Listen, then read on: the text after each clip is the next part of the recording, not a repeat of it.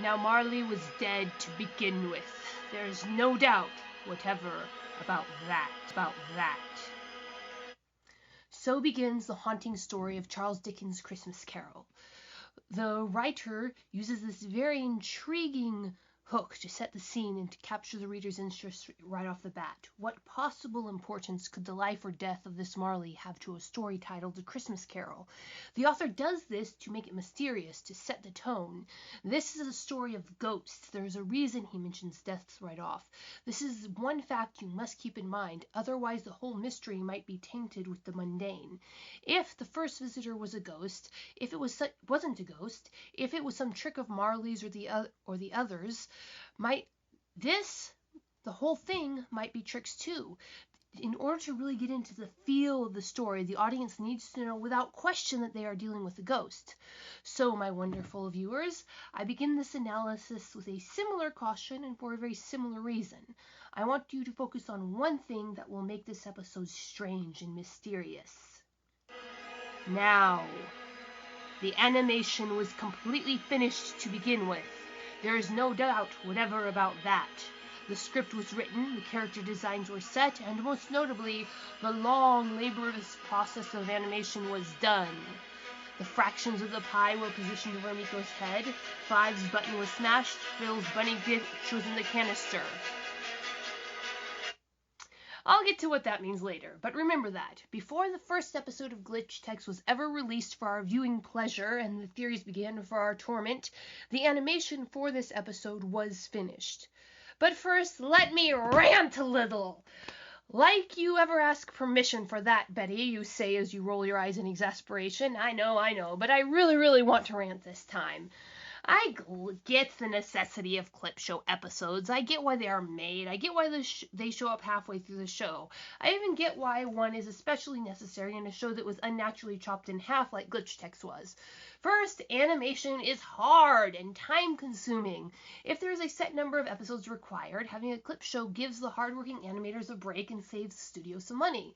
If the show is set to be released one episode at a time on traditional television with no chance of binging, fan memories can get a little fuzzy, and fans can use the reboot, the update to their system's memory. A clip show gives the characters a chance to comment on past events as well. Like I said, I get the necessity of a clip show episode. I don't like clip show episodes. I'm not even sure why, but I really don't like them all out of proportion to something that I should at worst be completely indifferent to. I mean, I like going back and rewatching episodes until I have the backgrounds memorized. Why should I snarl at the thought of a clip show? Maybe it's because I'm being forced to consider things at a pace and pattern of someone else's choosing. I'm being forced to think with someone else's brain. Perhaps it is the same reason I can never get into a D&D style gaming system. I just don't mentally play well with others. My brain works to the beat of its own drum, and I don't like to have to match beats with somebody else. I don't know, I just don't know. But I don't like clip shows. But Betty, you say, whatever is the problem? If you don't like clip shows, then you just don't watch one. Why? You barely even have to recognize its existence. After all, it is a streaming service, not a broadcast network. Hit that little arrow and be done with it. Which is what I normally do, you're right. That is what I wanted to do with this episode. But the episode starts with a hook. You don't even know that it is a clip show until a few minutes in, and as I skimmed through it, I realized with dawning horror that the creators had baited this rehash sandwich with thin wedges of actual plot. Plot that dealt with my favorite topic to the point that it seemed that this clip show is directly aimed at me who despises clip shows. See, as I see it, the plot centers around the strange relationship developing between Me-K.O, Five, and Mitch, and their place in Bailey and in the Hinobi Company. And a pox of season 4 plot bunnies on you creators of this show. You not only made me watch the clip show episode, you made me rewatch it. You made me analyze it. You made me focus on it. Not just the slices of new animation that were used as bait, but I had to actually watch the clips to see what they contained. Because what the clips each contained and how each character reacted to each clip was critical to the developing plot. How very dare you! I have not suffered this much since my dad made me watch my first ever political speech in 3rd grade. And there was so much, so very much in this episode. It resolved a plot bunny that has been running around since episode 1 of season 1, a very literal plot bunny. It introduced the fact that Inspector 7, or rather Barbara, is in common communication with the store now. It raises some very interesting questions about the main cast of season 2. It really displays how skilled these writers are at laying parallel trails of breadcrumbs to tempt us fans to follow and then debate over. And follow we do, just like they knew we would. Now remember what I told you. The animation was done to begin with. Animation is a process that takes a lot of support to set up. You can't just rustle up a posse of animators and bang out an episode. Even for the short amount of new animation we get in this episode, it takes time and resources to animate even a few seconds of a show like this, let alone the amount of time they spend in the new animation in this episode. So we can safely conclude that all the animation for this episode was done with the rest, and therefore the animation was completed before the first episode dropped. Safe, in fact, to say, now, the animation was done to begin with. There is no doubt whatever about that. And this episode goes tongue-in-cheek into every fan theory about that show that I have seen on the internet.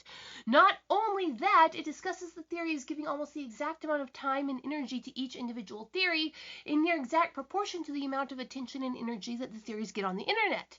That means that these culturally aware so-and-sos who created this show knew exactly what they were doing to us when they wrote this show. They foresaw our debates over Me-K.O, 5, and all the other texts. They designed and gloried in our torment ahead of time.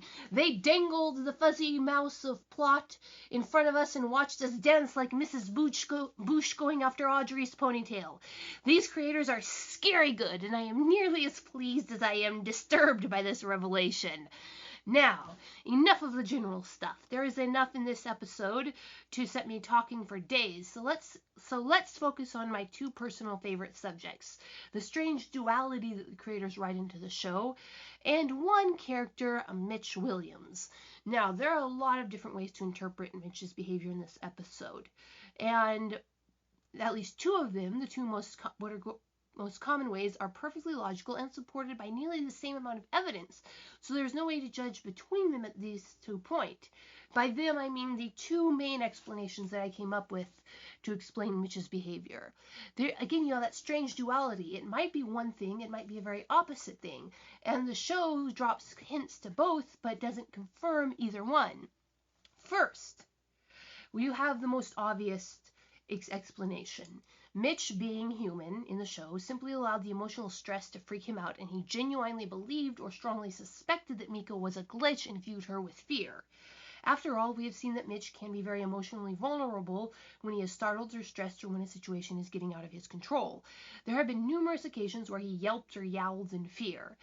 The fearless facade that he puts up is just that, a facade. And the panic room aside, Mitch has been under a lot of stress lately. He's spent the most time of any of the techs under the mental sway of the BUDS monster, and having your brain hacked like that has to leave behind problems. Mitch appears to be a by-the-book, rules-abiding kind of guy. He is, in fact, the perfect Hinobi employee in many ways. He has also shown consistently that he protects and takes care of his team.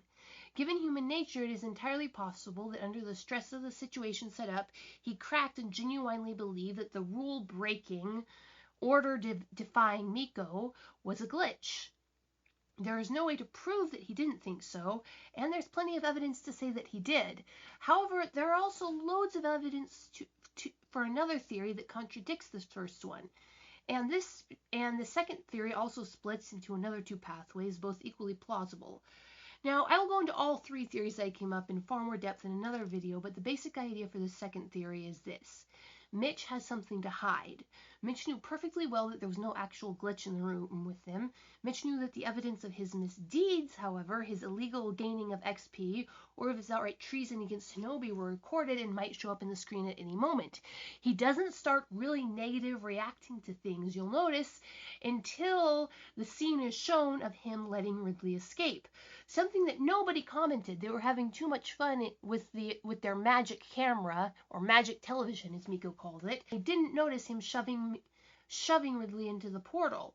But that was direct defiance of Phil's orders, and he would have had to explain that to the entire team. So, what if Mitch was just trying to cover his own rear at this. So, he deliberately steered the conversation and the video clips away from general topics that might reveal his misdeeds and deliberately kept the conversation and the video play focused off of him. Now, interestingly, and I won't give any spoilers for episode 9, but this will be highly, highly relevant to episode 9 because we don't see any footage that would have given away the plot for episode 9 when this comes up. So this either means that Mitch got incredibly lucky because he was spending a lot of time at a certain location that never shows up in this episode, and the camera just never turned on that, or Mitch has some way of turning off the recording functioning on his gauntlet. So this is very, very interesting. But even just returning off the record function on his gauntlet would have left a blank space where the data should have been. And someone could have noticed either something that he forgot to delete or the fact that there were blank spaces from when he had deleted. So, Mitch knows that either the blank spaces or the incriminating footage will show up if the camera continues to focus on him. So, he takes a desperate ploy to keep the camera off of him, to take control of the situation. Now, this video is getting too long, so I'm going to split it in two here. So, what do you think, my wonderful viewers? Why did Mitch turn on Me-K.O? Was he genuinely afraid? Or was he trying for something that he didn't want everybody to see? And if so, why attack Me-K.O in fives? Now, we're going to go into that in the next episode. Why did Mitch attack Me-K.O in fives? And so to sum up, how very dare you, Glitch Tech creators, you made me watch the clip show episode. And I'm going to watch it again and again so I can get all of the details. You even made me watch a Glitch Tech clip show that was done in the style of a sitcom opening. Those are the things, I avoid those like the plague on YouTube. This was... Again, I just swear, it was like this episode was deliberately designed to give me the most aggravation. It's set up in the form that is most aggravating, but wrapped up in plot points that they know I couldn't resist. Now, I'm not arrogant enough to imagine that the show was deliberately targeted at me, but man, it feels like it. All right. Check out the Amazon link below if you'd like a book to break your heart in Dying Embers, which also tells a story of a group of found family trapped in a small room, interestingly enough. And leave a like, hit that subscribe button, and peace out, my wonderful.